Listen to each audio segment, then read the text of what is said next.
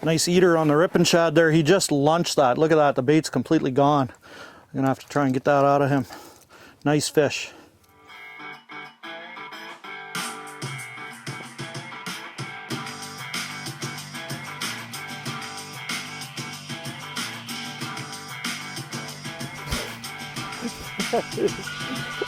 Awesome. I don't care how old you are. I don't. Nice fish. Another dock bass.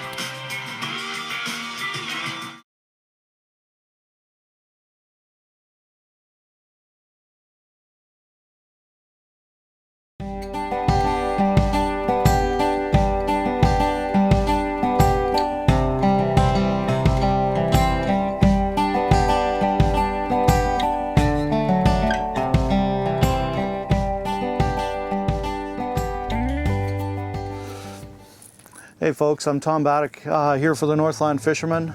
We're up on Lake Winnipeg and we're rattling for greenbacks. Check that guy out. Nice fish. We're using rattle baits to call these fish in from great distances. This is a beautiful specimen here, 25, 26 inch fish. We're gonna get this guy back.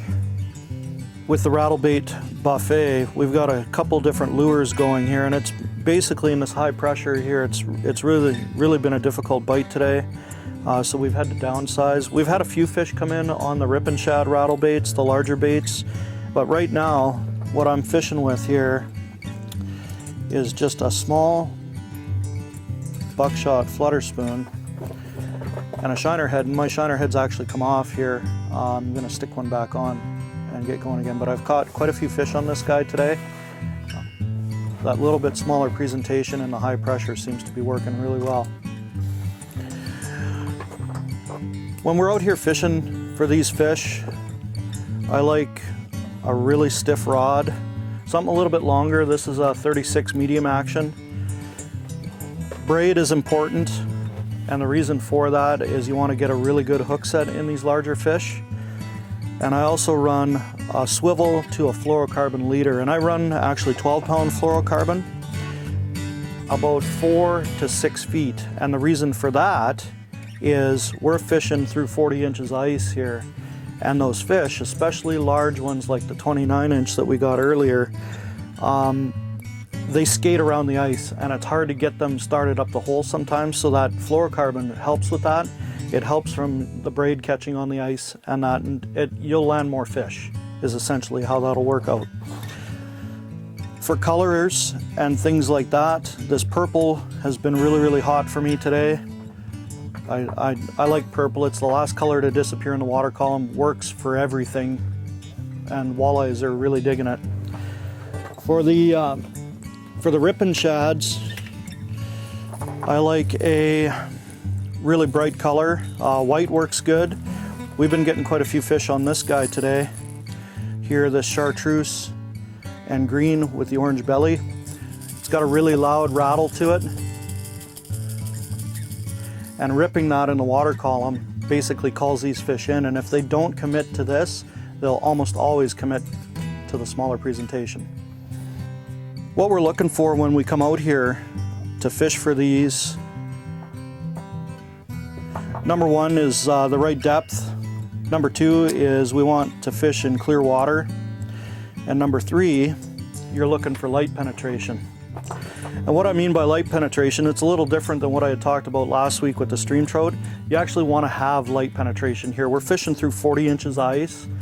The bait that these walleyes are chasing here use ice ridges and things like that, cracks in the ice as open highways, and they follow their food through that light penetration. So if you set up beside an ice ridge, you're going to basically contact more fish than you would if you didn't. One thing to keep in mind when you're fishing for these, especially, I like to let the fish tell me what they want. Lots of times your jigging cadence is really important out here. And if you see a fish come in on the graph and he doesn't commit to you immediately, vary your cadence. That's really important here. Like today I'm finding that I'm just bouncing this buckshot flutter spoon, basically. Once I call a fish in, either with a rattle bait or with this spoon, I'll jig it aggressively, and if I see a fish come in and he doesn't absolutely smash it, I'll slow down, calm down, and just work it slow and get them to bite. I bite here. This is just an eater, but when they really want it, they really want it. Look at that. He absolutely lunched that. This is the small Rippin shad we found. The downsizing this bait today seemed to help out a little bit with a few extra bites. And sometimes you have to do that. It's nice to have all three sizes in your arsenal, because when they're really going, you can get them on the 2.5, and when they're a little bit negative, then you can downsize to the smaller presentation and add a few extra fish to your day. Here we go, we got another one here. So if you check that out, he absolutely lunched that Rippin shad.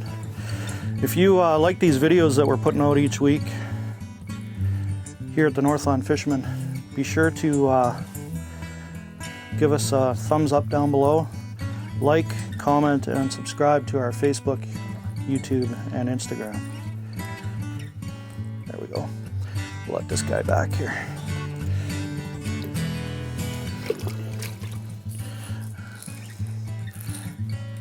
Be sure and give us a thumbs up on the YouTube page.